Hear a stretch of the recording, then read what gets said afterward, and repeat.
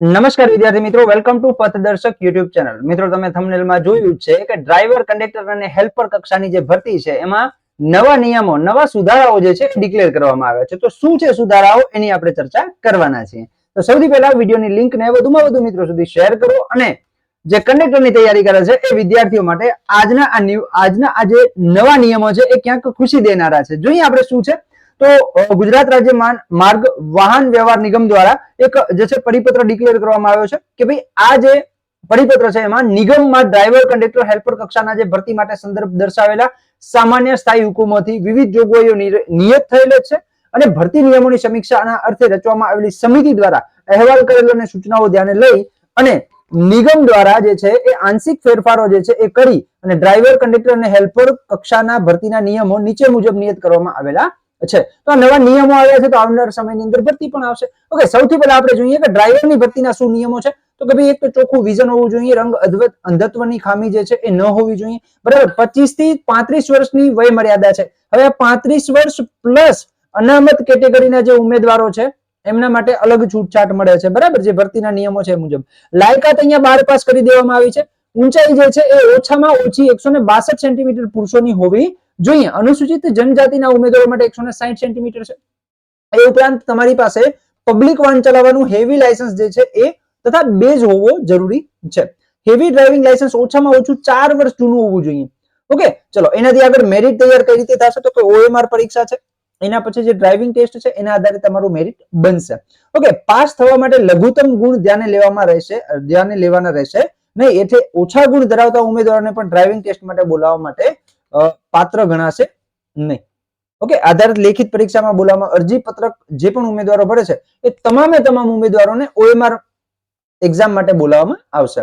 Okay, એના પછી જે તમારી સ્કિલ ટેસ્ટ હશે, સ્કિલ ટેસ્ટ પછી અનામત જગ્યાઓને ધ્યાને લઈ અને 1:2 ના રેશિયા મુજબ ડ્રાઇવિંગ ટેસ્ટ માટે બોલાવવામાં આવનાર છે. જે OMR પરીક્ષા છે એના 1:2 રેશિયામાં આધારે કેટેગરી વાઇઝ જે છે એ ડ્રાઇવિંગ ટેસ્ટ માટે બોલાવવામાં આવનાર છે.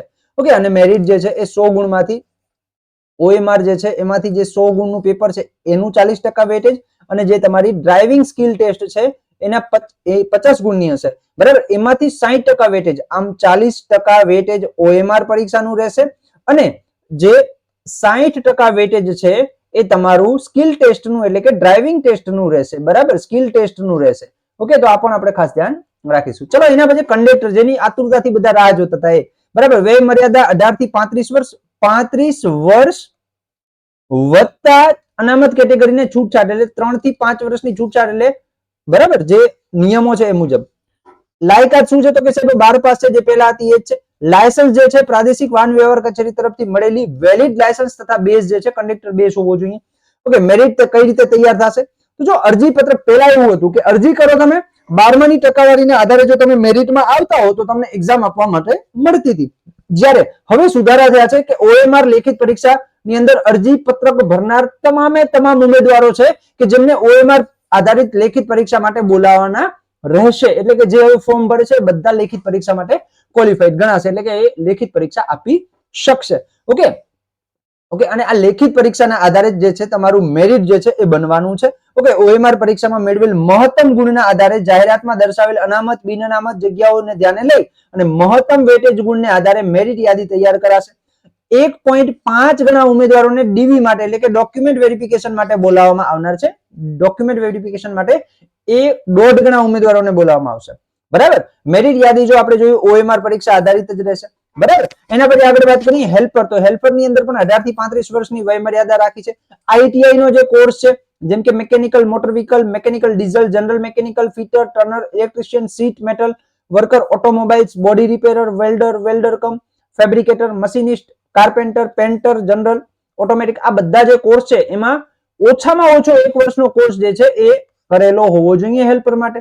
ઓકે, તે ઉપરાંત સરકારી, અર્ધ સરકારી, જાહેર સાહસ એટલે કે પબ્લિક અંડરટેકિંગ અથવા કોઈ પણ લિમિટેડ પ્રાઇવેટ લિમિટેડ કંપનીમાં ઉમેદવારો દ્વારા લઘુત્તમ શૈક્ષણિક લાયકાતમાં દર્શાવેલ ટ્રેડમાં એપ્રેન્ટિસશિપ પૂર્ણ કરેલી હોવી જોઈએ. એપ્રેન્ટિસ તમારે ફરજિયાત અહીંયા કીધેલું છે.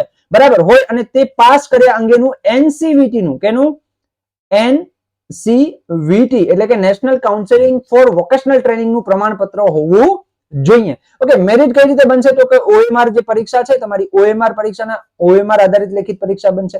અરજી જેટલા પણ કરે છે બધાને OMR પરીક્ષા આપવા મળશે. બરાબર.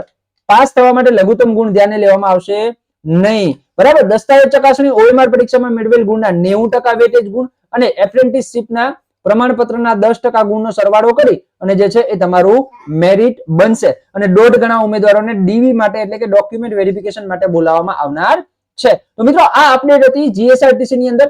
અને જો તમે અન્ય પરીક્ષાની તૈયારી કરો છો જેમ કે પોલીસ કોન્સ્ટેબલ છે, પંચાયત સેવા પસંદગી મંડળની કોઈ ભરતી છે કે સીસીઈ સીસીઈ ની જો તમે તૈયારી કરો છો તો સીસીઈ ના 11 મોક ટેસ્ટ આપણા પ્લેટફોર્મ ઉપર ઉપલબ્ધ છે. પથદર્શક ઉપર વિડીયોના ડિસ્ક્રિપ્શન બોક્સની અંદર તમને લિંક આપેલી છે.